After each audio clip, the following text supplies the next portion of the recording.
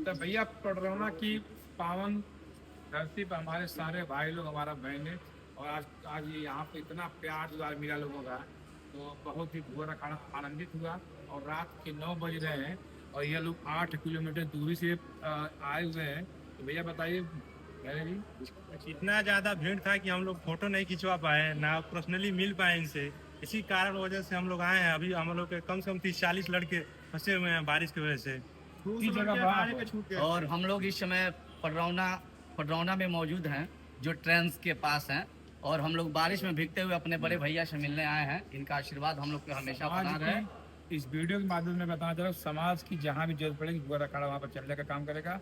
और दो महीने बाद भाई अपना आई रेजिमेंट का बोर्ड भी लगवाएगा। तो हम लोग सारे लोग पूरी टीम के साथ उपस्थित रहेंगे।